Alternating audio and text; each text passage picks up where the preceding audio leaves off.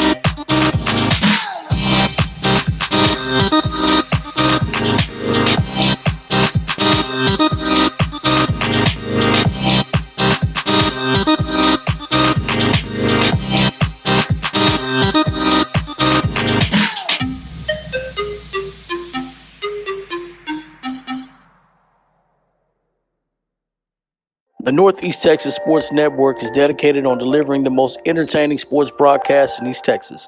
And if you're interested in having your next sporting event streamed live, visit us online at NETSN.live. Welcome, everyone, to the Beasts from the East show. It's your boy, Brett Swinney here.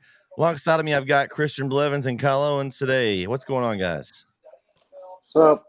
Well, the Friday the 13th Friday carried over into Saturday, which carried over into Sunday. So we've had a weird weekend of football. Yeah, it has been very weird. It's been very poor and good and poor. So Friday poor, Saturday good, today poor. Well, depends on your perspective. Yeah, I mean, my Horns didn't play. I was thankful that they were off this week and missed all this chaos nonsense. But today, of course, tonight is the big time for me. I'll have the Rangers on. No football. Cowboys don't play till tomorrow. So for me, it's kind of, okay, maybe the Cowboys will miss out on it because they're not playing on the weekend. They'll play on Monday. So Friday night was definitely weird. I don't know how you guys' picks went, but mine was kind of, this week. 6-4, but, it wasn't the worst. There's a lot of folks that had struggles this week. Nobody got, I think the highest was 8. Yeah, I went 8-2. I went 7-3. I would have went 9-1. If you remember last week, I was torn. I said I want to pick Gladewater. But I didn't pull the trigger, and I should have pulled the trigger on Gladewater. I would have went 9-1. But I'm only 4 behind from old Jason Shivers on that top spot. So I'm coming for him. There's a few weeks left. I'm coming for him. You're getting too close to me, Kyle. I don't like that. I'm only 1 behind you. I know. I'm still. I actually didn't lose any ground to the top spot either. I think Shivers is right there in my range too. So, but yeah, I think it was just one of those weird weeks that you have every once in a while, and we had I think one person pick Lindale, and then Gladewater. I don't know how many. Do y'all remember how many picked that one? There wasn't very many on that one either. I think it was just to be a handful. So, it was on the just Gladewater game. Yeah. It wasn't very many. It looks like 68 picked Sabine and 3 picked Gladewater. Oh, those are probably 2 of the biggest upsets all season. I don't know if we had anybody that just picked by themselves. I think your boy, I think it was your boy Jake that picked Lindale. So I think he was the only one that Wait a stuck. second. Corey didn't pick Lindale after everything he said last week. He didn't pick Lindale. I'm about 95% sure that was not Corey. Wait a second, then. Then he shouldn't have sent the little clip he sent us then, because he didn't stand behind his pick. So let me check just to verify. Week 8. We can research. We can look this up. If he did pick him, I don't. Well, he should have picked him the way he talked last week. I mean, Corey picked Chapel Hill. Oh boy. Well, so don't believe the word Corey says the rest of the time on this show, because he ain't gonna stand by his word. Every time somebody says they pick Chapel Hill, this week I've just been disastrously. It was our man. It was our man from the weekly wrap-up show, Jake Munoz, that picked Lindale. He was one. He's true. He's a Lindalian, and he's stuck with Lindale through and through. He was the only one. I'm disappointed in Corey. Corey rode for Lindale last week and then didn't even pick him. Well. Yeah. Oh well. Hey, good news is, where's that sheet? Let me throw it away. Yeah. Throw that one out the window. Let's start over again. Week 9. Week 9 here, guys. I can't believe it's already week 9. Just these weeks are going by quickly. We're coming up these last 3 weeks. Playoff implications everywhere in these games we've got coming up. Game 1. A battle of 2 teams that are playing well in Longview and McKinney North. Game will be in McKinney. McKinney North has played well so far. I mean, of course, Longview has as well, but I don't know that when we started the district play, I was thinking Longview and Lancaster at the top. Now you've got Longview and Forney up there, and then McKinney North. So all 4 of those teams, very good. I know that this district is probably one of the toughest around.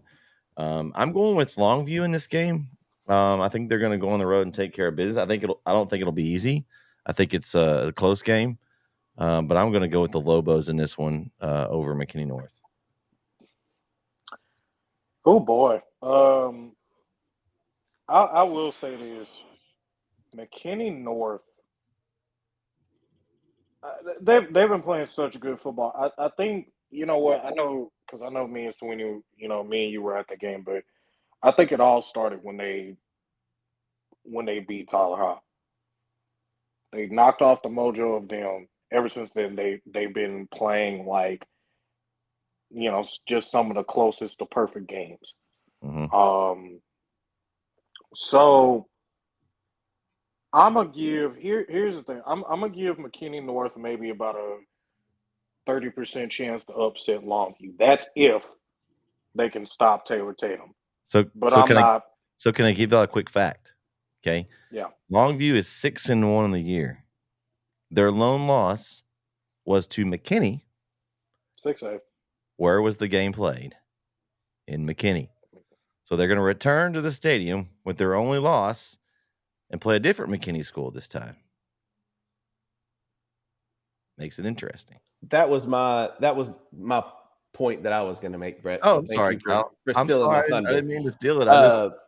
But that was going to be my point, is that Longview only has one loss, but their one loss was in McKinney. But the other point I was going to make, Longview's loss to McKinney was by 2 points. Yeah. McKinney North, McKinney North's only loss is to Justin Northwest by 3. So both teams only have one loss by 3 or 2 points. What does this for me is we saw Longview play Lufkin. Longview blanked Lufkin 42-0. Mm-hmm. McKinney North struggled with Lufkin. Lufkin really had a chance to win that game, beat them 46-39. The only other, team that we can compare with McKinney North, Longview also beat Lancaster 52-35, where McKinney North beat Lancaster 28-21. I just feel like McKinney North has played the district games closer than Longview has.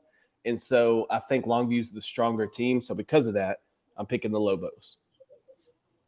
All right. And just to be clear, I'm picking the Lobos too. I just said I was going to give McKinney North maybe a good 30% chance to maybe beat Longview. Corey, I don't want to hear it. You can change your name. I don't want to hear it. You didn't stand behind your pick. You didn't pick Lindell. You said all that about Lindell, but you didn't even pick Lindell.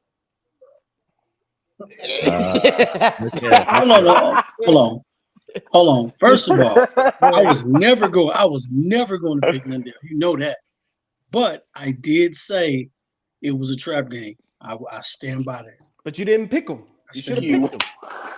I'm not gonna pick him. I'm not picking against Chapel Hill. Come on. I don't care if it's against Cowboys. I'm not picking against Chapel Hill. That's against the rules. Hey, I'm sticking with my team. How about the Cleveland Browns today, Corey? Cleveland Browns are good. Got a top 5 defense, man. No, It was good. I'm sorry, Corey. You came in the room. You got attacked. We're talking Longview, McKinney North. Who you got? Longview. Oh my God. You got any theory behind that, or are you just picking the better team? I'm picking wrong. I'm not picking against East Texas team. That's one of his theories. I do not pick against an East Texas school against a non-East Texas school. Theory number 512. Listen, Corey, at some point you're gonna have to break the streak of picking against any type of other school. You're gonna have to break that streak one day. I'm gonna be real honest.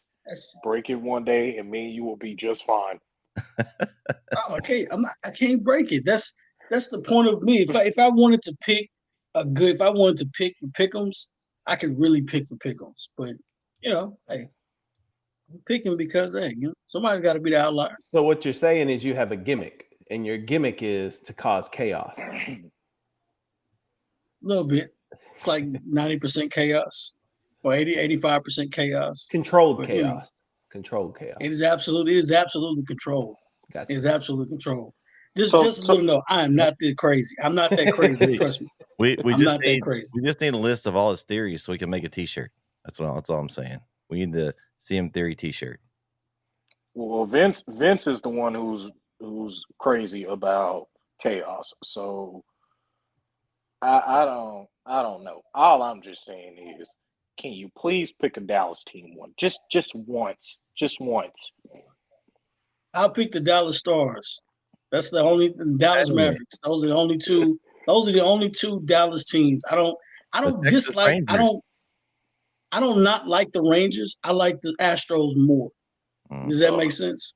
Oh Lord. So if the Rangers are if the Rangers versus the Dodgers, I'm going against the Rangers. I'm going for the Rangers, right? But if it's the Rangers and obviously the Astros, I'm watching the game. I'm going for the Astros. Oh, you're going to root for those cheat stros. Yeah.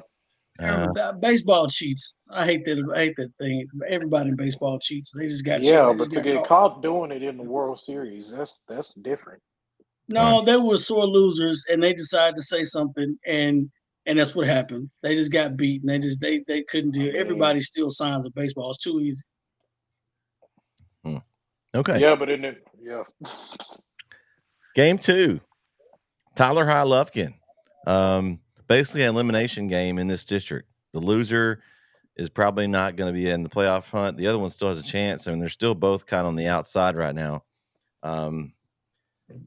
Lufkin's looked better to me overall for the year. I think, you look at who they've played. They beat Legacy a little bit, pretty handily. They beat Nacogdoches, which they're up and down. You never know.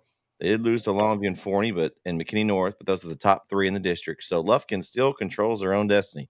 They could get down to that last week of the season and have a chance to beat Lancaster and to get in. They haven't played them yet. This game is at Rose Stadium in Tyler. So I think it'll be a tough one, but I think Lufkin goes into Rose Stadium and gets the win and knocks off Tyler High.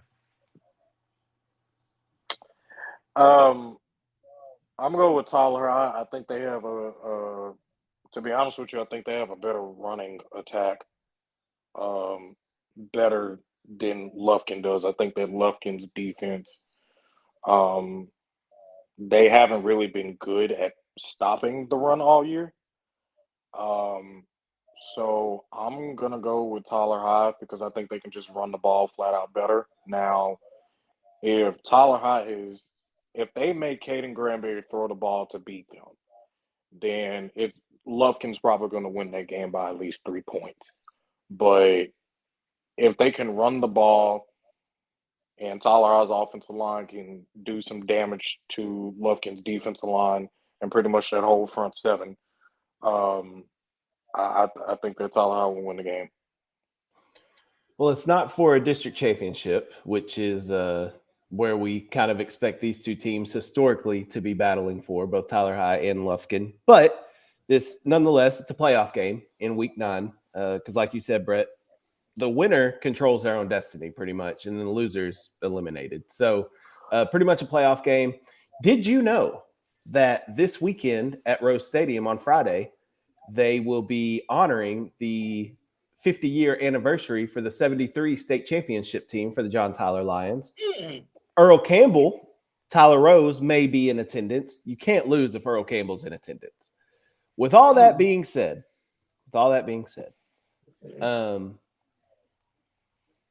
Christian, you were talking about Tyler's running backs. I think the best running back on the field Friday night will be Keedron Young for the Lufkin Panthers. Dude's a stud. I'm back and forth on this one. I don't know if I want to pick Tyler High or Lufkin. Tyler High just doesn't start fast enough for me. I think they kind of sleepwalk through the first half and try to come back, and they've been doing a good job of that coming back this year. But Lufkin's quarterback just came back off an injury. I'm taking Lufkin. Give me the pack. I'm taking Lufkin. Oh, Lord. The disrespect. Yeah. I love it. Y'all know I'm not picking Lufkin, so it don't even matter. Tyler High, and the only thing I hope for is that this game has the crowd. It's a massive crowd at the game. That's what I hope for, because we hadn't seen a Lufkin Tyler game that's been big like it used to be back in the day. Like, I'm not saying that they should fight, but I'm just saying I want that rivalry y'all remember. I know Brett remembers that the Robert E. Lee Lufkin fight and Robert and Lufkin. That was hilarious. As you see on TV, all of a sudden you see these big sides, but it was always some kind of hoopla going on back in the day. But I want to see that rivalry renewed. It's the best time ever to do it. It's for going into district. Both teams are trying to reemerge, so to speak. This is Tyler's. Tyler's 5-2. I mean, if they 7-3, they still won't make the playoffs. Can you imagine? Like, somebody's going to be 7-3 and they may not make the playoffs. Tyler could be 7-3 and not make the playoffs. It's crazy. So that's still a good. I mean, it's still a winning season, but nonetheless, you still want to get in the playoff. This is their chance to punch the ticket. I'm going Tyler all the way. They're not letting me down. Well, and here's the thing with Tyler, Corey.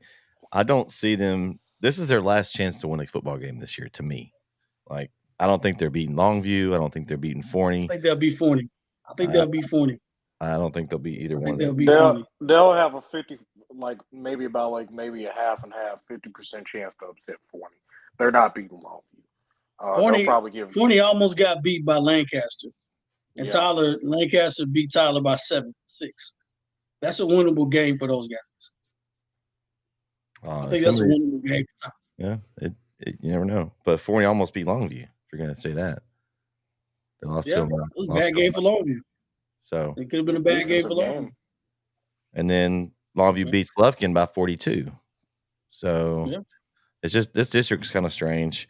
That top, 6 teams are pretty solid. So it's going to be interesting the way it shakes out. Right now, look, to me, I see Longview at 1 and Forney right there at 2, and then Lancaster and McKinney North at 3 and 4 there.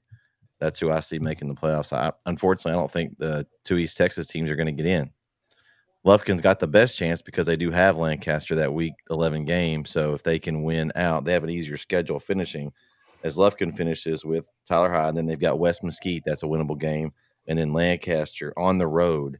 That could be for a playoff spot. So Lufkin, I think Tyler High could win this game and still not make the playoffs.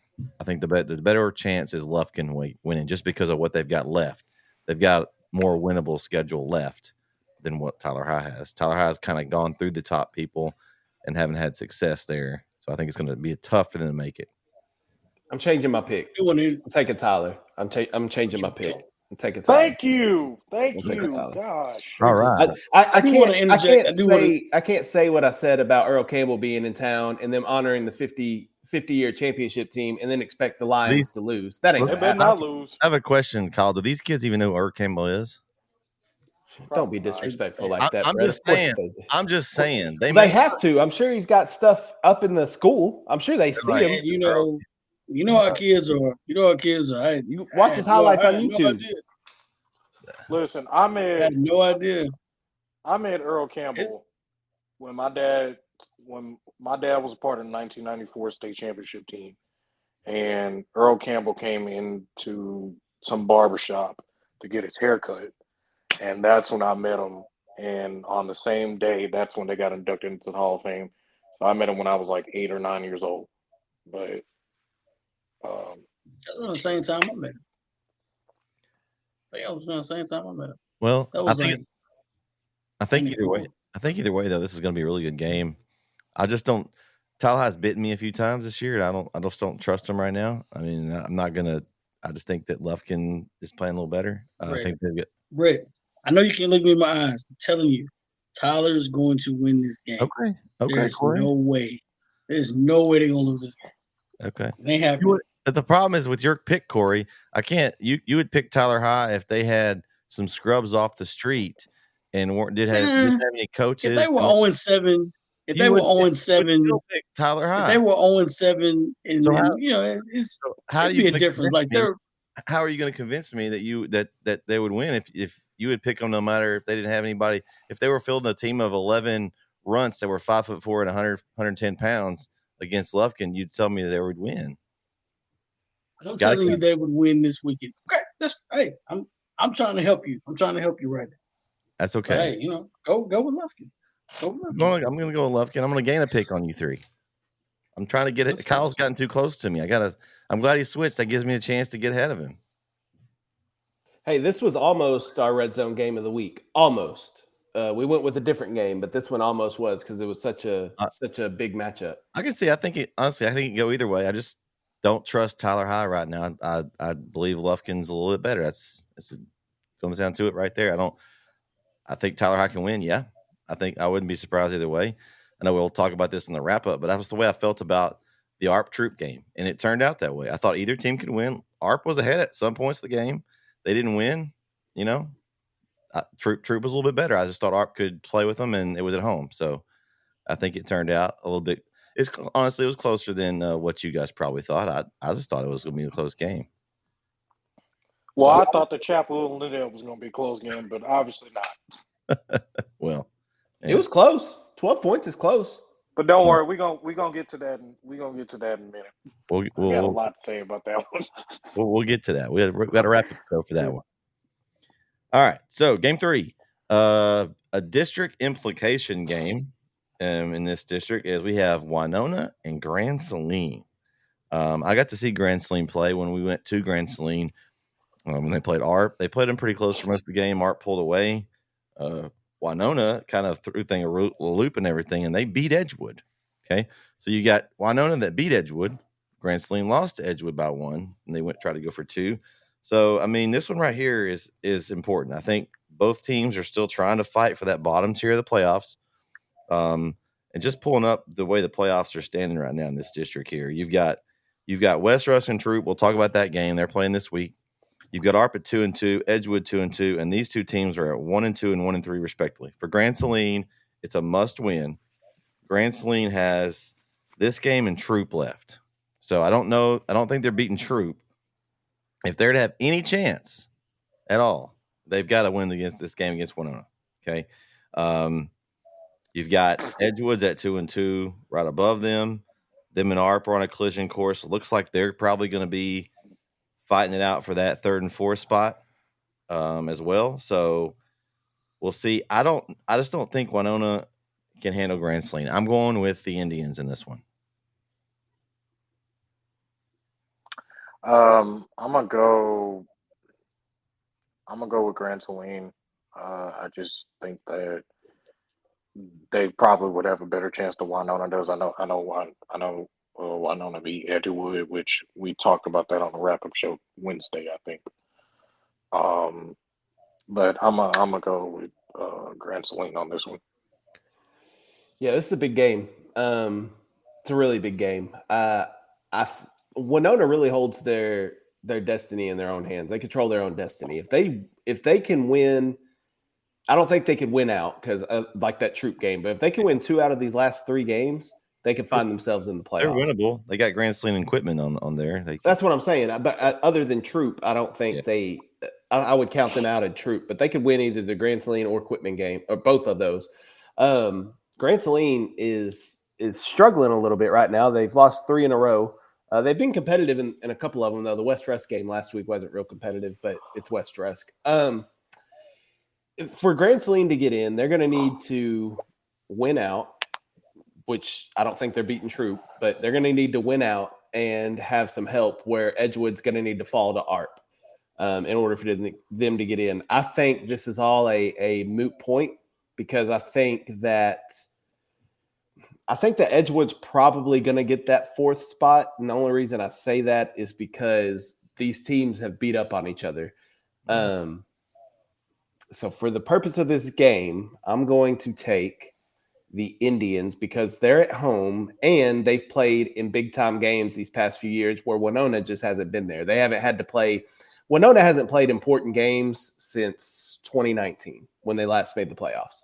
So – Grand Saline's been in this position where they've needed to win to get in, and so I'm taking Grand Saline.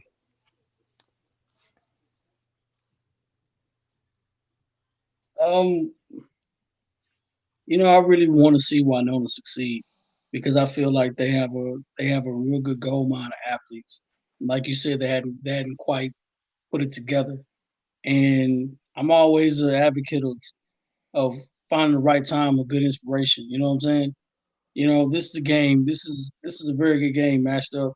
This Grand Saline game could propel them to win, to at least win the last one out of the other 3 games, one out of the other 2 games. They're not beating Troop for sure. So and y'all know how it is. It's a trap game. Grand Saline's only they hadn't won a game in a minute. Neither has Winona. So Winona could go 0-3 or in the past 3 games, or Grand Saline can go 0-4. Somebody's gonna win. I think it's gonna be a close game, but I'm picking Winona. I want Winona to win this game. I want them to prove me right and win this game, and I want them to get that win because, it's tough. Like they go 1-5. They're 1-5 right now. They control their own destiny. I want to see what they can do. I'm picking Winona. They're actually 2-5, Corey. Winona. They beat Redwater. They beat Redwater and they beat Edgewood. Redwater, okay. Yeah. So they've got 2 wins in their pocket. So and to be 2-5, they still got a good chance because looking at it right now, they're 1-2 in district. So they beat Grand Saline. They go 2-2. They're probably going to lose to Troop 2-3. They can beat Quitman. They can go 3-3. Okay, say they go 3-3, and then you go over to the other schedule and you look at Edgewood because they're the other team that's fighting for that spot. Okay, they're 2-2 right now, but they have ARP and West Rusk left. They could easily lose those last 2. They could lose both of those. Yeah, we know they're going to lose to West Rusk. We think that ARP will take care of business. From what we've seen, I think ARP, to me, is the third best team down in the district. We saw them compete with Troop last week. I think West Rusk, they had a rough outing in West Rusk. It's always a tough place to play. They had a few injuries. But so I think they're a solid 3. They just have to take care of business. But Winona's got, like Kyle said, they've got the best path to it, but they've got to win this one. Here's the problem, though. Even whoever gets the 4th spot out of that district gets hooks in the first round. Oh, so I mean, no, it's not. What are we really playing for? We make the playoffs. I mean, getting to the playoffs, hey, it's just like college football. You get 6 wins, you get to a bowl game. Kids get some TVs, T-shirts, lanyards. I don't know. They make it, $5,000 now. I don't know what they're giving at these bowl games anymore. But the whole point is you want to get to a bowl game. That's what you want. Yeah. I will say, if Winona wins Friday night, they're getting in the playoffs. If they lose Friday night, all hell's going to break loose for that final 4th spot. But it could be a 3-way tie. Winona controls their own destiny. And then if it comes to that 3-way tie, then you're looking at point differential where, Winona beat Edgewood by 13 points, but Grand Saline only lost to Edgewood by 1. So then what's the score of this? It could get really hectic. Sounds like a really good edition of the wrap-up show. Yes. All right. Game 4, Mount Pleasant and White House. This is an interesting matchup. I didn't think that we would get to this point where it would be. I thought White House was, but Mount Pleasant's kind of made their way quietly, just winning games. They won another one last week. So right now you've got, in this district, you've got White House sitting at 3-0 and Mount Pleasant sitting at 2-1. Now, the game everyone's looking ahead to is the Textile White House game week following. But does White House bypass looking at this Mount Pleasant game? They shouldn't. Because right now Mount Pleasant's sitting right there, just waiting. Their only loss in district is to Texas High.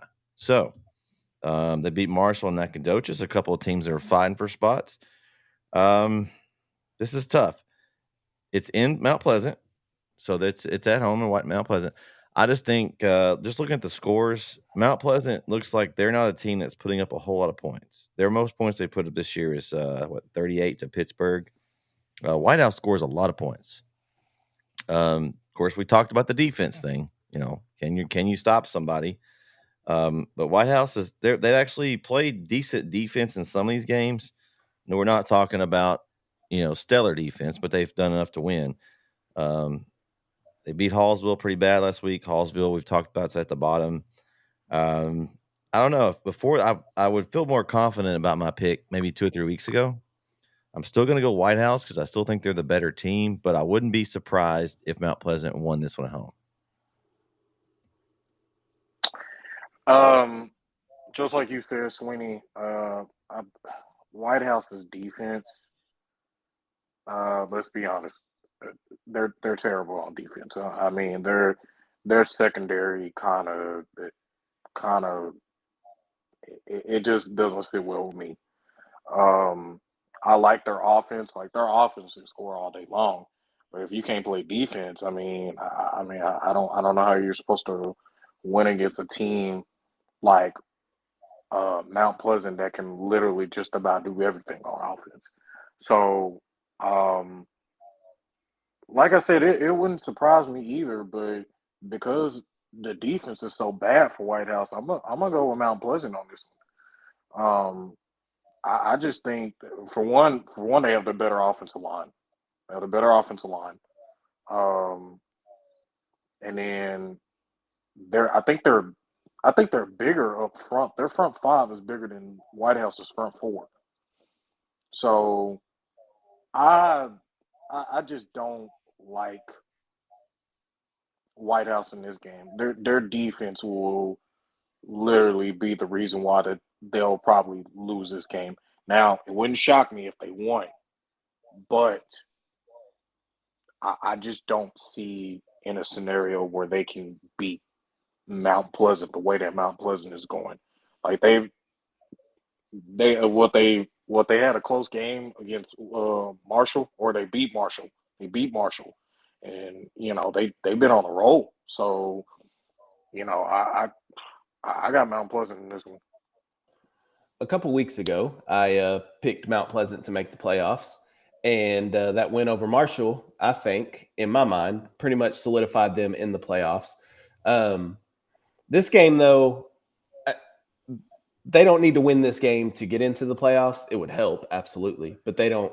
This is not a must-win for Mount Pleasant, as much as I think it is a must-win for White House to keep that momentum rolling with a showdown with Texas High next week. So, and Corey talked about this last week with Chapel Hill and Lindale. This could be a trap game for White House. They could overlook Mount Pleasant and be looking at Texas High.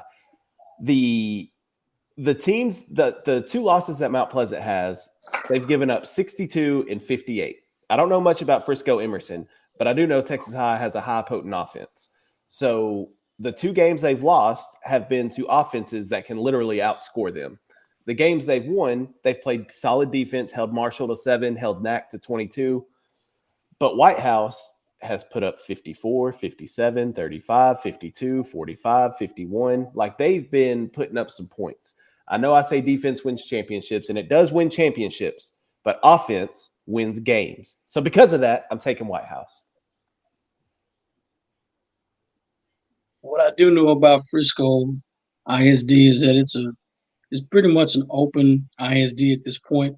It's a come one, come all sort of district, and kind of got some insight on that. So they're every school's got like 3,000 kids almost. So I mean, they're gonna have good athletes no matter what. I think Emerson.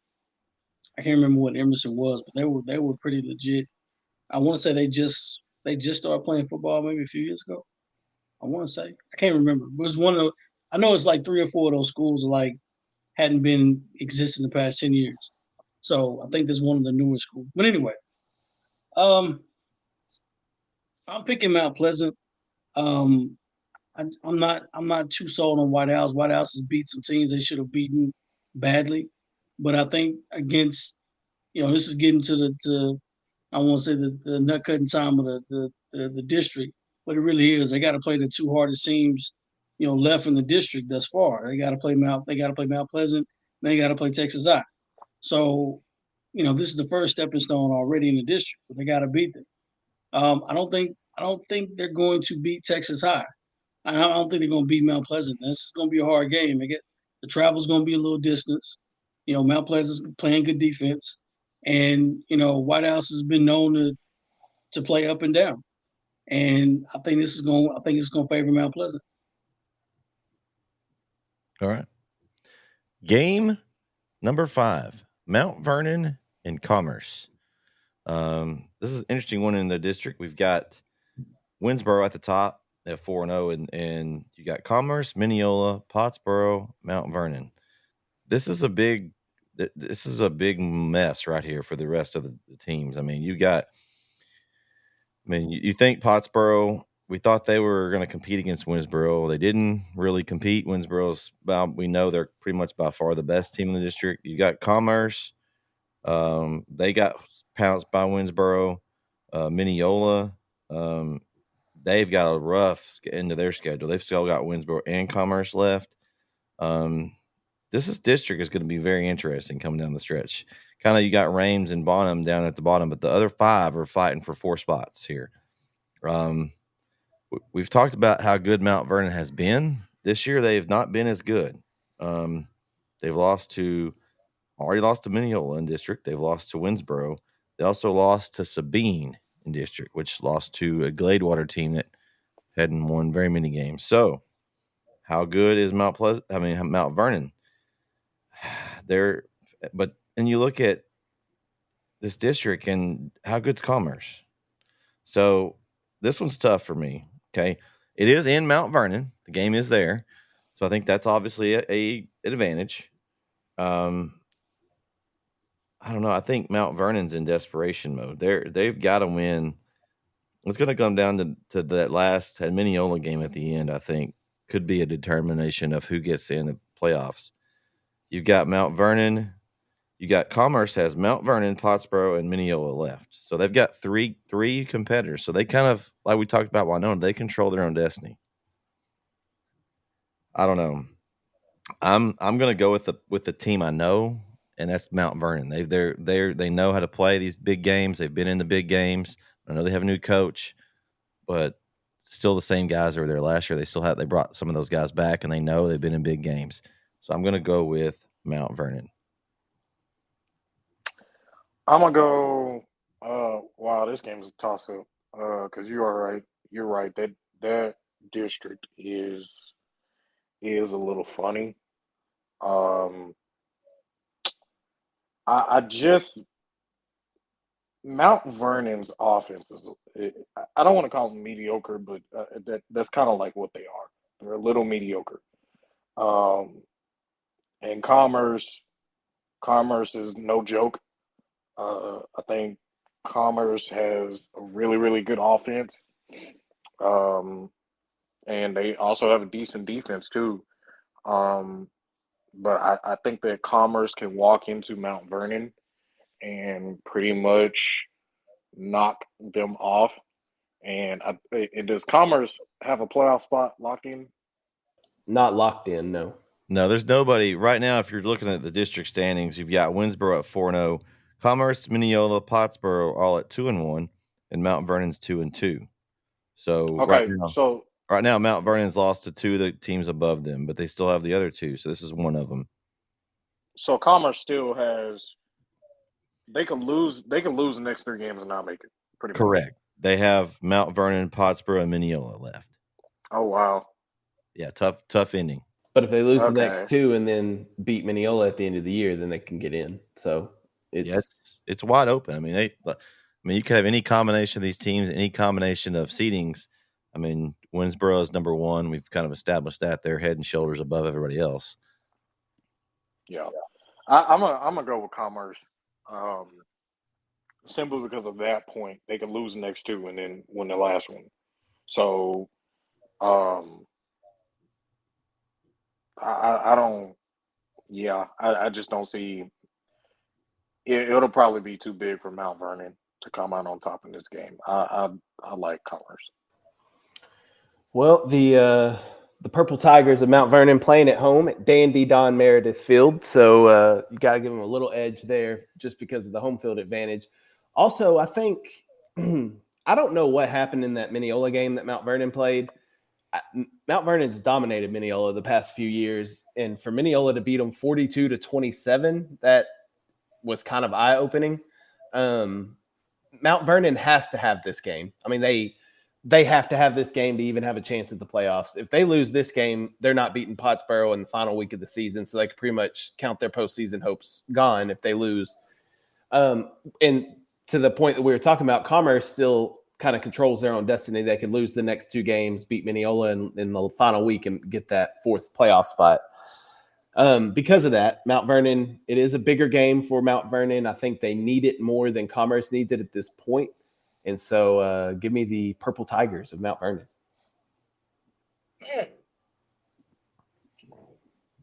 I'm going with the regular Tigers of Commerce. And, when you've been kicking everybody's behind for so many years, it's that one time you get a chance to just give them you know what? I know you're struggling a little bit. I'm just going to help you out. I'm just going to help. I'm going to put you out your misery. Commerce is 6-1. And Mount Vernon's not beating Commerce. Commerce is going to come in. They're going to come in focused. They're going to stomp them. This is a perfect game for them to get. It's a perfect game for Mount Vernon to get stomped. Now, I could be just completely wrong and Mount Vernon comes out and spoils it for somebody. But I don't think it's – I'm just going to ride the tide. I think Commerce comes in, takes care of business, gets his dub, and they go on a business trip for Commerce. All right. Because you got to go. You got to remember, they win this game. That's the 3rd win. That's pretty much securing themselves a playoff spot at this point. Yeah, I think they're getting in the playoffs either way. If Commerce wins this week, then I think they're in. Then it's just whether they get the 3 or the 4 seed. Right. But right. It's just that you win 3, you pretty much in the playoffs. well, and the same But thing you for Mount wanna Vernon. If Mount Vernon wins, they That's pretty the much third. solidify themselves as a 3 seed. Unless Mineola gets in, then Mineola would jump them with the same record because it's tiebreaker. Wait, who's in that? So for that district, who would that district have to play in the playoffs? What district would they The be? Tatum, Jefferson, Atlanta Oh, district 6-3A. Which is not as so strong as in years past. I honestly think Mhm. besides Jefferson, those other three teams will be winnable Yeah. games in this district. Yeah, I think whoever gets that 4 seed, whether it be Mineola, Commerce, or Mount Vernon, I don't think they're beating Jefferson. But I think everybody else in 5-3A will beat the 6-3A teams. Well, this has been some tough picks so far. You can tell because we're all kind of split. There's really hasn't been a consensus yet. All right, let's go to game 6. Palestine Lindale. Interesting matchup. I mean, I've seen Palestine play. I called the Chapel Hill Palestine game, and problem with Palestine is they're very one dimensional. If you get ahead of them and they have to throw, it's pretty much a wrap. But they against do have Chapel a Hill. what's that? They threw it against Chapel Hill. Palestine? pretty No, much. Yeah. no, they threw it like 3 times. It was on play action, They but connected. They but they connected can't. all 3 times. But that's not what I'm saying. Like that didn't I know help what them. you said. Right? I mean, they're not gonna step back and change their offense and start throwing it around. That's who they are. Kilgore got ahead of them and was able just to pretty much put them away. The more they have to throw, the worse it is for them. But Lindale's kind of similar. I think they may be able to throw the ball a little bit better than Palestine. They have Clint Thurman. He doesn't throw a whole lot, but he can. I think this game may be the fastest game of the weekend. It's gonna be a lot of running here. The clock's gonna roll. It's in Palestine, which that gives them a little bit of advantage, but I don't know. I see this going 2 ways. Either Lindale's going to come in, they're going to be so like happy they beat the number 1 team in the state, and they just forget to show up and they come out flat, or they use the momentum and they come in and take care of Palestine. I think they're going to use the momentum. I think Lindale's now have something to play for. They're trying to 3-way tie at the least for first place in this district now. And because now they're rooting for Chapel Hill. I don't know how the point spread will work, but they're going to probably root for Chapel Hill against Kilgore and hope that Chapel Hill wins and that all that aspect. Or I guess if they lose, they get second. So either way, Lindale has a lot to play for right now. I kind of thought they were the 3rd seed coming into the district play, but they've got a chance to go higher than that. I think they're hungry and they're going to go into Palestine and get the win. Wow. So listen, it's been a crazy 2 weeks for Lindale. They get blown out. They get absolutely destroyed by Kilgore. It was a back and forth game, and then all of a sudden, Kilgore just says, "Okay, Lindale, we're tired of you. Clint Thurman, we're tired of you. Caleb Hart, the running back that got hurt, we're tired of you. We're just gonna flat out blow y'all out because we believe that we're the best defense in this district." Well, then Friday night, and I was in attendance of that game. Then Lindale beats Chapel Hill. Now, me personally, I thought that based off of what what happened to them with Kilgore, I'm like, really, they ain't got nothing to play for.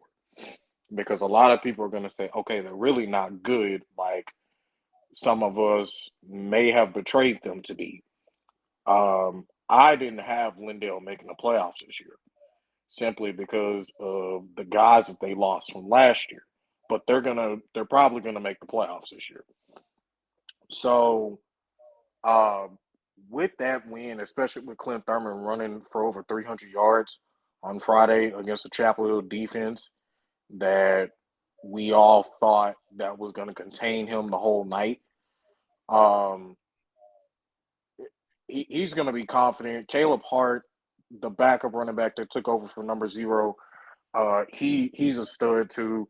And I just don't see how Palestine, their defense, can I don't see in a scenario where they can handle that offense, because that offense is now confident. Like, they feel like they can beat anybody, um, except for probably Kilgore. So Lindale's probably going to win this game. Yes, it is going to be a little bit of a track meet. But Palestine, I don't think that they'll stop Lindale on Friday. So I'm going to go with Lindale. I think I think Palestine. I think Palestine could get the 4th spot in district. I think it'll come down to that final week when they play Athens, and the winner of that game will get the 4th spot. I don't. If Lindale goes out and lays an egg against Palestine, then whatever they just did against Chapel Hill means absolutely nothing. Just with the emotion that the Lindale that I've seen on Facebook, and obviously I wasn't at the game, but I've seen it on Facebook and just talking to some people from Lindale, the excitement and pride that they have that they just beat Chapel Hill, the number 1 team in the state. I don't see a letdown coming this week. If anything, I think Lindale will be more hyper-focused to go out and prove a point like, look, we are for real. Like, yes, we got beat by Kilgore. Kilgore's a good football team, but we just beat Chapel Hill, who's a really good football team. And I think Lindale is out to make a point. So I don't see them dropping to Palestine. I'm taking the Eagles. There's blood in the water. And I'm not trying to be negative, but I think Palace's going to win this game. And it has nothing to do with momentum or not. This is another one of those trap games. You just beat the number 1 team in the state. And everything's going for you at this point. And I'm not being no hater. I'm not doing any of that. I'm just kind of setting it up for a second. This is a game where Lindale, knowing they have to have this game, right? It's for good momentum. You know what I'm saying? I mean, second place is on the line. True, got you. I think they're a better football team than what we gave them. I think they're playing very hard. Whatever one-dimensional that they're doing, it's working for them at this point. But Palestine is the exact same football team. Only difference is Palestine has better athletes. I don't think their offensive line is better than Palestine. I mean, better than Lindale, but Palestine's got better athletes. And this is one of those trap games. You come in, Lindale comes in, and they don't play particularly well, to block particularly well. Palestine can get an easy. I'm saying they get an easy win, but they can take it to the point where we're kind of nervous a little bit. So Lindale's got to consistently play well Friday night if they want to come out of there with a win. That's all I'm saying. But I'm picking Palestine for the win because I think I just blood and water. I'd be nervous if I'm Lindale. Like if I know we got momentum. I understand that. That's great. But Palestine's not a bad football team. They took some tough breaks this year, but they could easily get a win. If things happen, if things go south, they could easily steal a game from Lindale.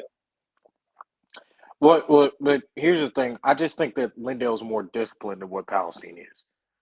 No, they're disciplined. No, it has nothing to do with discipline. I understand that. It's just if you played your best football, like Chapel Hill took Lindale's best. I don't think they could have played any better than that. And we all know Chapel Hill could have played better. Let's just be honest. They took Lindale's best shot, and they took Palestine's best shot, and both of those teams are fighting. And now Lindale can't go back from there. So I think Lindale's going to give Palestine their best shot. Is Palestine going to give Lindale their best shot? Palestine has to win this football game. This is a home game. They have to win this football game. And I think Palestine is a little bit better than Lindale because they have better athletes. That's all I'm saying. And I think they have to win this game. I'm betting on the team with the better athletes and the notion that they have to win their football game. That's all. That's how I put it.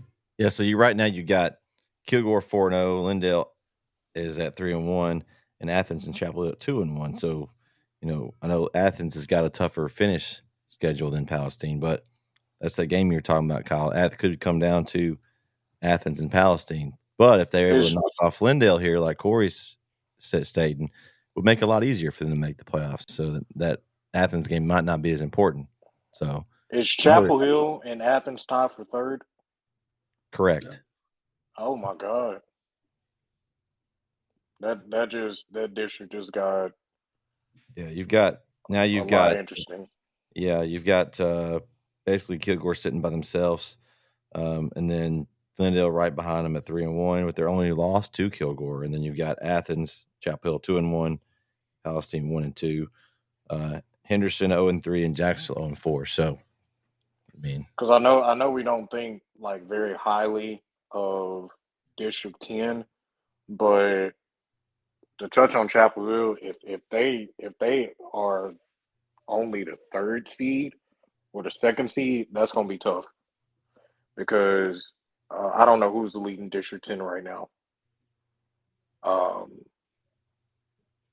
I believe it's Vider or one. I don't know. I forgot, but um, I know LCM. I think they're good or whatever. But I'm just saying it's cruise control for Kilgore right now. But Lindale, they cannot get complacent.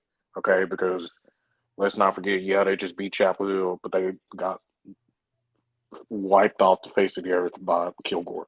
So they cannot get complacent. all right, just so you know here, that other district, you got LCM is 2-0, Lumberton 2-0, Huffman Hargrave 1-1, Livingston 1-1, Splendora 0-2, Vider 0-2.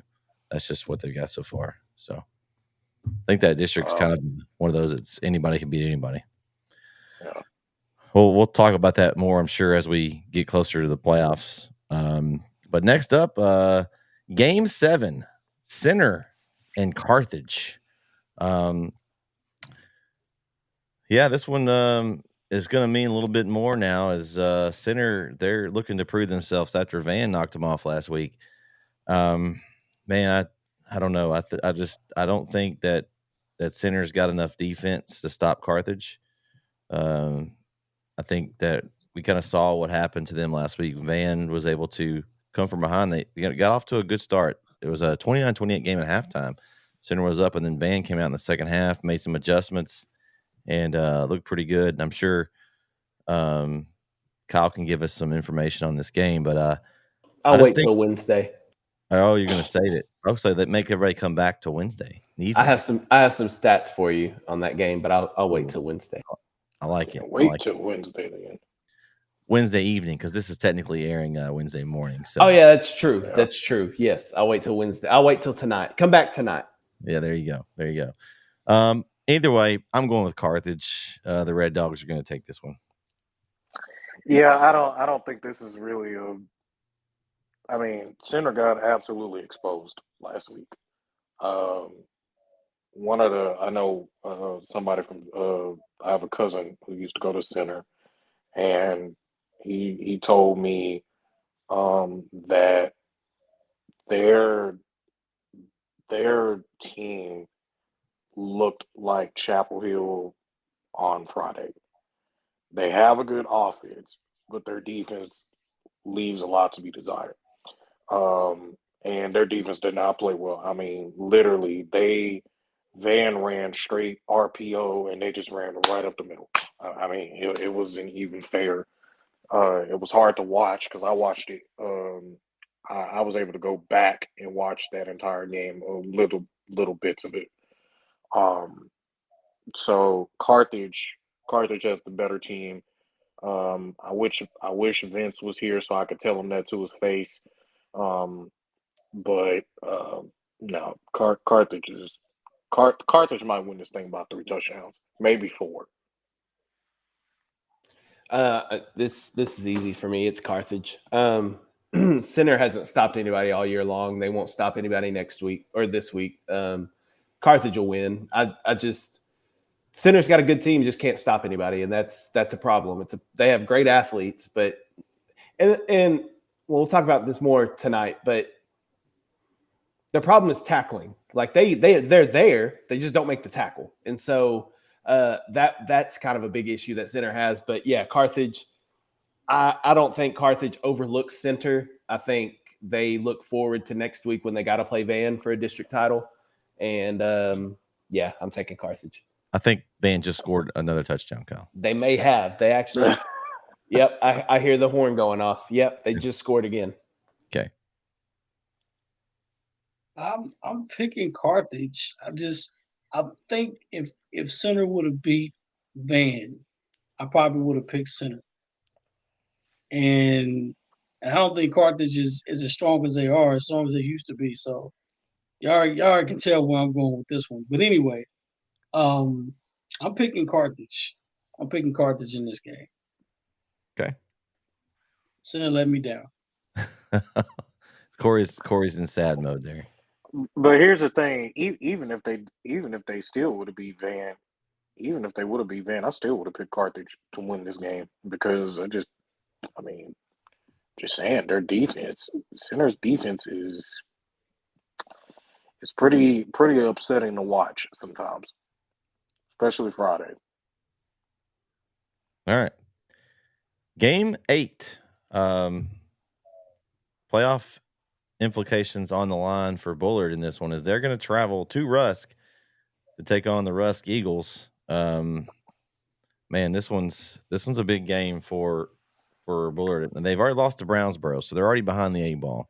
I don't even know if they've got a chance to still get in at this point. It would be difficult, but they've got to have the rest of their games. They've got to have this one over Rusk. Of course, Rusk is still trying to stay in for that final spot. Just kind of looking through.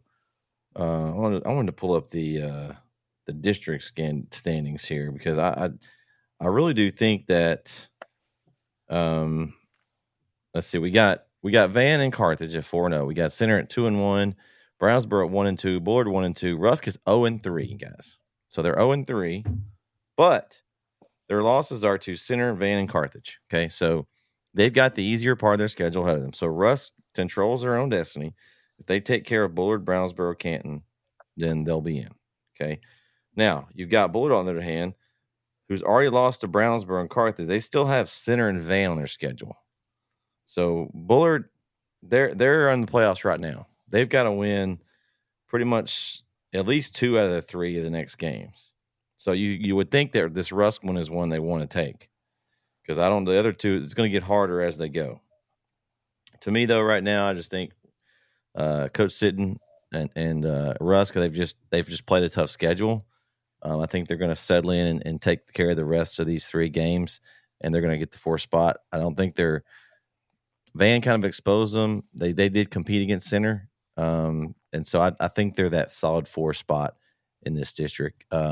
Unfortunately for them, if they claim that 4 spot, they're going to have a tough opening round opponent against some Pleasant Grove team from up north. But for now, I think they win this week and they pick up the win at home.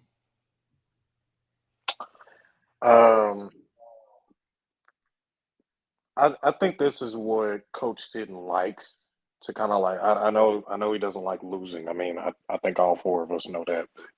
But, I think this is kind of like while he's not happy to be in this position, he technically is happy because now he knows what's in front of him. I think that Rusk is more motivated. I think they have the better team. They have better athletes, and they're probably disciplined better. But Bullard's team right now, it's a toss-up. It's hard to figure out what they really are.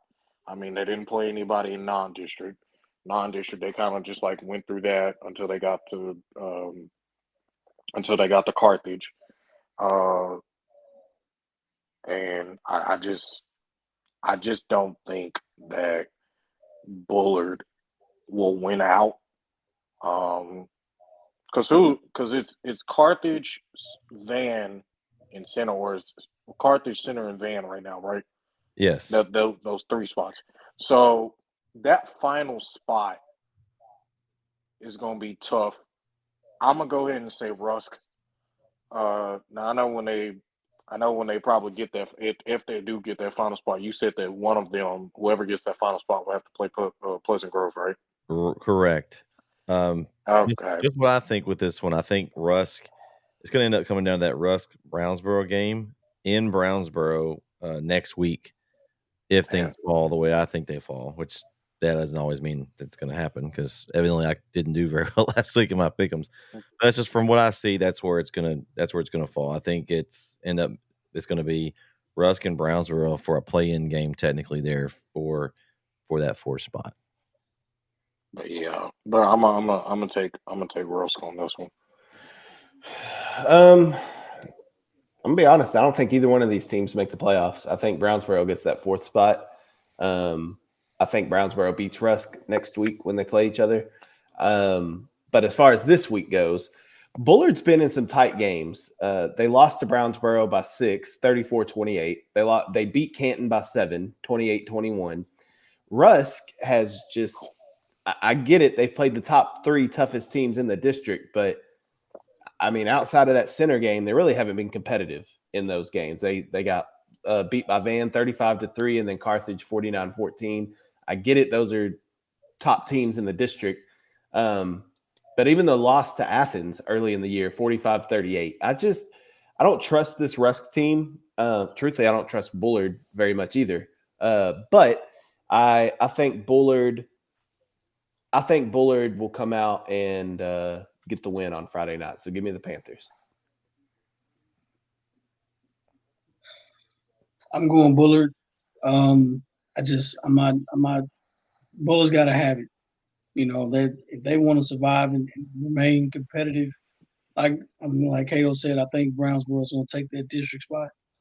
Bullard had to beat Brownsboro; they couldn't do it. But if they want to, you know, at least make something of this season and try to finish above 500, they got to beat Bullard. I mean, they got to beat Rusk. Like that's what you're going for right now. Honestly, in a district like this, if you can win 6 games, you know, not district like, but a season like they had in this district, you know, I'd take a 5th place spot. You know, I hadn't been to the playoffs in so long, but, you know, it's a consolation prize at this point. You know, I at least want to finish above 500. So, but if I'm Bullard, this is what I'm going for at this point. Just play every game like it's a championship game at this point. So I'm going Bullard. All right. Game 9. A really good matchup that I've been looking forward to is Honey Grove versus Cooper. I've looked at this one. I've done some research. Both these teams are just really good. We've talked about how Honey Grove's defense, they finally gave up 3 points. So they have given up points now. So, but Cooper is really good. We talked about it last year. I think Vince went and saw them play, was very impressed. They've got a lot of guys up front. You got Honey Grove now 3-0 in district. Cooper 3-0 in district. It's basically for the district championship. Cooper's has lost a game but it was to Hooks. So, you know, we now know how good Hooks is. And they're also a bigger classification. So, you know, that's a step up. They only lost to them by 7. That's an impressive loss to me. I know we've kind of been back and forth about the quality loss theory. But I think to me, that's impressive. The game is at Honey Grove, which I think that'll help them a little bit. But I think Cooper goes in and they beat Honey Grove to solidify themselves as the best team in this district. This is probably for just these schools. This is probably the game that I think you know we've all circled on our calendar as far as that district is concerned. Cooper is very explosive on offense. They're really explosive, but so is Honey Grove.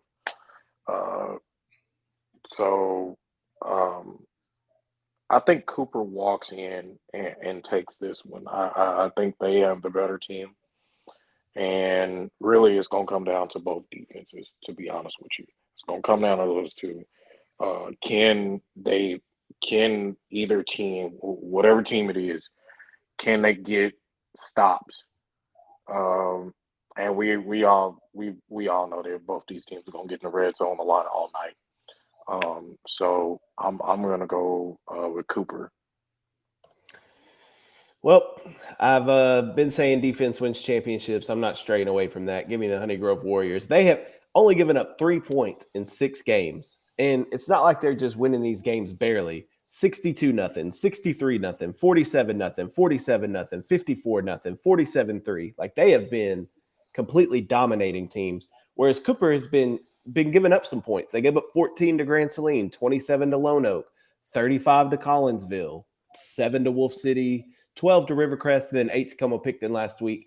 I just think this is Honey Grove's year to – they're not going to win a state championship or anything else. Let's not get crazy. But I do think Honey Grove is the better team this year than Cooper, so give me the Warriors.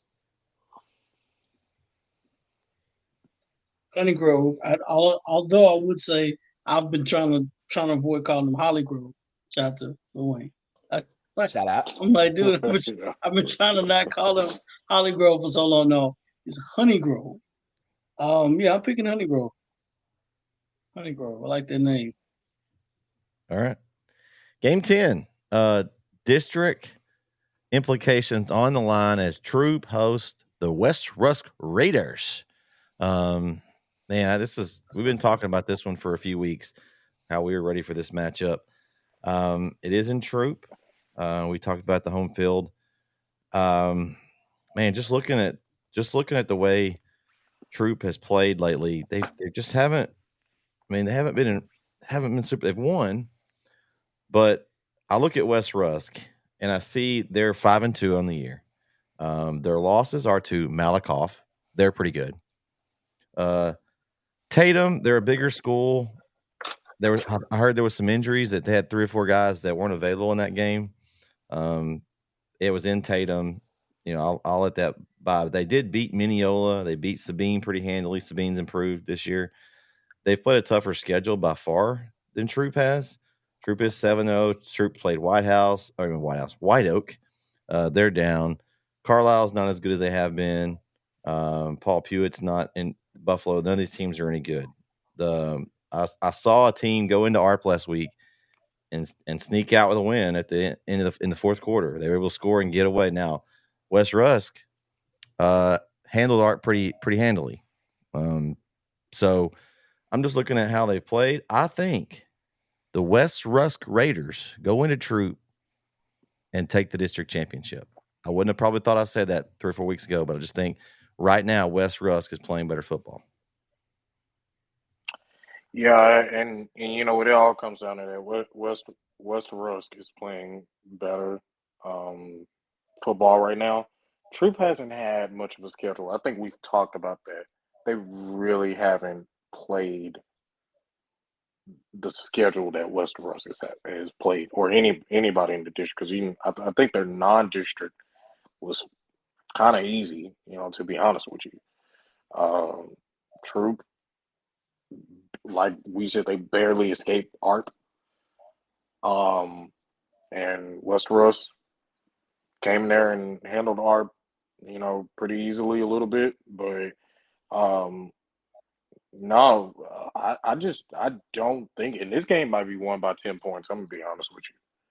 This game might be won by 10 points simply because Troops defense, the one thing I've noticed about them, what they do is that, you know, they kind of have, you know, I've noticed this all year pretty much. They get some good leads and all that stuff, and then all of a sudden they give it up. They give it up, and we see absolute chaos the entire game, and they barely survive. What they've been hanging on to is pretty much the running game. You know, they kind of have a little bit of a short passing game, a little bit, but they have not played a good schedule. And every time they have played somebody, it's been close, pretty much, almost close. So, and that ARC game kind of a little bit disappointed me with Troop last week. So I'm going to go West Rusk to take down Troop. This is actually our red zone game of the week this week. So I'll be in Troop for Troop and West Rusk. Looking forward to that. Looking forward to seeing Trey Davis. Heard a lot about Trey Davis, and I'm excited to finally see him in action. I have Troop written down, but the more that I hear y'all talk, the more I'm starting to sway towards West Rusk. I'm with you. I just went back and looked at who Troop played in non-district. White Oak is 0-7, so they're pretty good. Carlisle is 3-4. Buffalo's 3-4. Pewett's 1-7. So yeah, they're non-district, not tough at all. And when you look at West Rusk non-district, you got Malakoff. We know how good they are. Tatum is a very good football team. Mineola, they beat Mineola, but Mineola is not bad. We've seen Mineola beat Mount Vernon, who we just, some of us thought that Mount Vernon's gonna win this week. So, and then Sabine, we know what Sabine is, but do we really? Because they just lost to Gladewater, who was winless. Yeah, so I was like, I don't know. I think West Rusk, I would say maybe slightly they've had a harder schedule. But the thing is, with the district opponents, just like the Art game, West Rusk blew out Art by 30, but Troop and Art, that's a 7-mile rivalry. I think you could throw records out at that point. It doesn't matter if Troop wins by a point or by a touchdown or by 100 points. It doesn't matter. It's a win for Troop, and I think that will help them. Of course, West Rusk and ARP is a big rivalry too. All three of those are kind of it's not the same rivalry, but it is a pretty big rivalry too. I am waffling on this. I have no idea who to pick. There's some good ones on this pick'em this week. It's been tough. Carl, I'll help you out. Listen, Troops. Crap, my sheet. I absolutely lost it. Okay, so no help for me then. Appreciate you, Christian. No. I'll give you some help. All right, Troops defense. Like I said, you remember what I said? They have good leads. And for some odd reason, they just, to me, they remind me. They remind me of the Philadelphia Eagles. I'm just gonna go ahead and say it right now. I'm gonna go ahead and say it. They remind me of Philadelphia. Eagles. He's gonna pick them. Disrespect. So disrespect. So here's the thing. You cannot trust their defense. If you're a head coach of Troop, you cannot trust their defense. Like we always say, their offense can be the greatest thing since a slice of bread and cheese. And they can score 1 million points on offense the whole year, and their defense is straight up mediocre. Okay, we talked about that with Center. We talked about that with Chapel Hill. We pretty much kind of talked about that with White House. I would just look at it like, okay, their defense really ain't that good. They always give up big leads. Rusk is the better team when it comes to going up against a defense like that. West Rusk, I'm sorry. Not Rusk, West Rusk. Oh, my gosh. I'm sorry I had to throw you a curveball. This has already been a curveball. Corey, you go ahead, Corey. Corey, who you got? Corey's already made his decision, I'm sure. Yeah. Oh, I already made my decision. I'm going for the Troop Tigers. Shout out to Trey Davis, for his commitment to Wazoo. I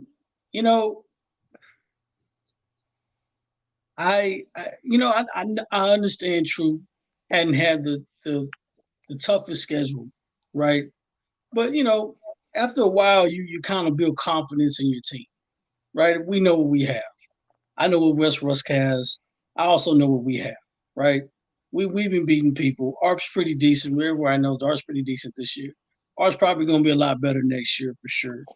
Troop's already there. Troop's senior lane. They got a lot of seniors on this team. They got a couple of D1 athletes on this team already. I'm picking the ARP Tiger. I'm not picking the ARP. I'm picking the Troop Tiger, the other Tiger. I don't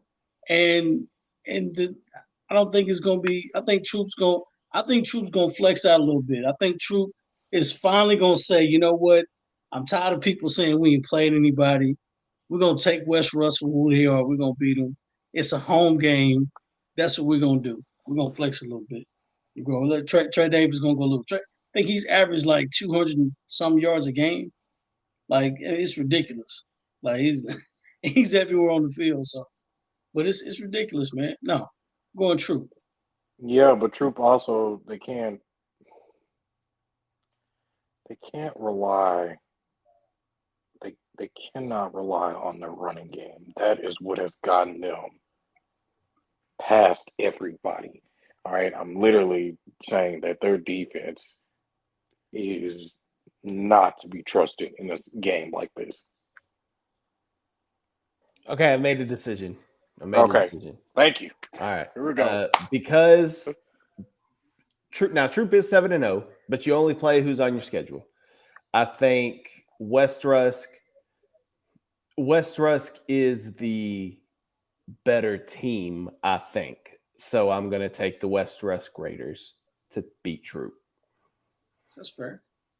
Because this will be the best. West Rusk will be the best team Troop has seen all year long. Troop will not be the best team West Rusk has seen all season. So because of that, give me West Rusk. Okay, I like that. That's a good explanation. Man, this was a tough week, guys. I think we talked about it a few times, but this may be the toughest one yet. We may have the most close as far as the Pick'em Challenge goes this week. It's going to be a lot of close ones. I don't think there'll be as many of lopsided Pick'em games this week. I think it's going to be a little up in the air. I'm going 10-0. 10-0. Ooh, I may go 9-1. Yeah. I need a 10-0. I need to get one of those so I can try to get some momentum, move back towards the top of the standing. I need to know who Shivers picked so I can pick against him, so I can gain some ground on him. See, that's the disadvantage of being on our show call, because they can actually listen to us, and then they could pick against us if they wanted to. Well, don't do that, Shivers. Go with your gut. Go with your gut. Just stay with who you're going to pick. Timbers. Shivers me Timbers. Pick somebody else. Oh man! So Kyle, you said you're going to be at the West Rusk Troop game. Yep. Christian, where are you going to be? I will be at the Chapel Henderson game, and I really don't expect the way the Chapel will play. They'll probably win by 2.5 touchdowns, two touchdowns. Okay, I'll say 30. Like, wow. But I was like, I'm tripping. 2 touchdowns. 2 touchdowns. They'll win by 2 touchdowns. They'll Honestly, win 30. I think, and it's just me, I think they're going to come out with blood, and they're going to just beat Henderson. I think Chapel Hill hangs 70 this week. Yeah, I think they might put up 100. They might put up 100. Henderson's catching Chapel Hill at a very bad time. Okay, I'm gonna be honest with you don't. Personally, I hope they hang 70 on them, simply because I don't like Henderson. Okay, let's be honest. I do not like Henderson. All right, they beat. When I used to have beef with some of the guys who I used to go to school that were in our class, in our 2023 class. I used to have beef with them all the time. I didn't play against them my 7th grade year. My 8th grade year, we lost, and if it had not been for Carthage, we wouldn't have won the district title in 8th grade. 9th grade, I didn't get to play, and those guys counted that as a loss. They were like, oh, even though y'all beat us 30-47, you didn't play, so that counted as a loss. And then the year after that, a kicker snagged on 2 players on our defense. A kicker, the last second of the game. And then we finally got them my junior year and my senior year. So I don't like Henderson. So I hope that Chapel does hang 70. I'll actually be in Bullard for a doubleheader, a volleyball football doubleheader on Friday, as the Dallas Christian Chargers will come to town, and they'll be taking on Brook Hill in both volleyball and football. We'll have the volleyball game will start at 4:30, and then I'll go pack up, head over to the tailgate, give me some grub, and then go up and set up for a football game, which the number 1 team in the state comes to town for Brook Hill, the Dallas Christian Chargers. It's going to be a good one. Basically, it'll be for the number 1 seed, both teams coming in undefeated in district play. So should be a good one. I know. So that's why Jeremy couldn't be here tonight, because he's scheming to figure out how to stop Dallas Christian. He might be. I respect it. He might be, or he might be setting up for a golf tournament that is tomorrow for the Brook Hill. They have a big golf tournament. That's a big fundraiser for the athletic department. So that's where he is. But yeah, he might be scheming as well. But yeah, it's going to be a big Friday night there on the campus of Brook Hill. So a lot going on there. And I think that's going to do it for us this morning on Wednesday morning. Make sure you tune in tonight to our weekly wrap-up show. We'll talk about last week's games. Kyle's got a lot of good information, so you don't want to miss it. He's holding out on us. He's got some good stuff. 8:30 p.m. on NETSN. The Power Plus mouth guard, Beast from the East show. This was episode 8, I believe. No, 9. We are at 9 episodes now, guys. So can't believe it's already almost the end of the season. We got lots of big games this week, so good luck in your pick'ems. Remember, Jason Shivers, don't try to copy us. Okay, we're trying to catch you. Pick your own teams. But for Christian, Kyle, and Corey, I'm Brett. We'll catch you next time right here on NETSN. See you later.